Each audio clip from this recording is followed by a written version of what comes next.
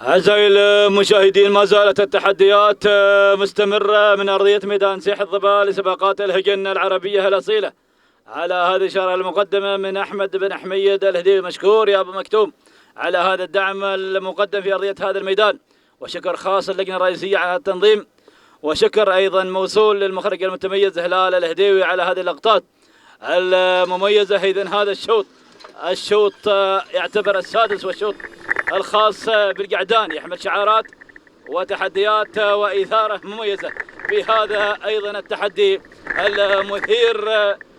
وأيضا نذهب مع المركز الأول، نحاول نتعرف على صاحب المركز الأول واللي استلم زمام الأمور وذهب بالناموس. هذا هملول، هو من سيطر بهذه السيطرة بهذا الأداء. سالم بن حمد الهديوي هو من سيطر بالسيطرة التامة، بينما المركز الثاني مزاحم، بدأ يزاحم على الشوط الأول والمركز الأول والمركز الثاني. سالم بن سليمان الهديوي في ثاني المراكز. المركز الثالث مع المركز الثالث شاهين منصور بن علي اليحافي، والمركز الرابع شاهين حمود بن علي الهديوي. اكتفي بهذا القدر لكي اعود الى مقدمة الشوط والى السيطرة والقيادة والريادة والتحدي والانفراد مع المركز الاول. وهملول ما زال هو المسيطر بهذا الاداء بهذا التحدي المثير، ويغرد خارج السرب بهذا الشعار المميز مع المركز الأول. نبغي نقطة يا أبو محمد في هذا الشوط مع المركز الأول هملول. سالم بن حمد الهديوي هو من انفرد بهذه الانفراد، لكن حذاري حذاري حذاري من مزاحم،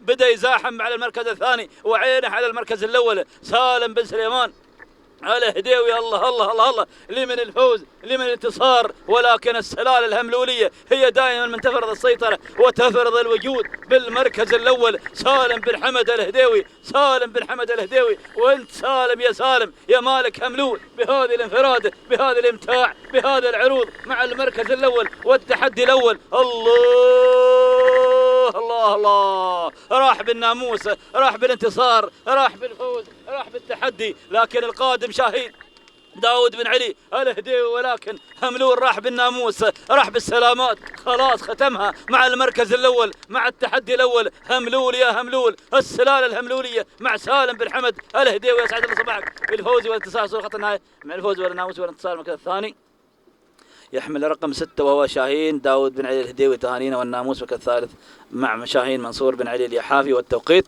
يا مخرجنا 2:04 و28 جزء من الثاني. تهاني المالك هملول سالم بن حمد بن سيف الهديوي على هذا الفوز والانتصار.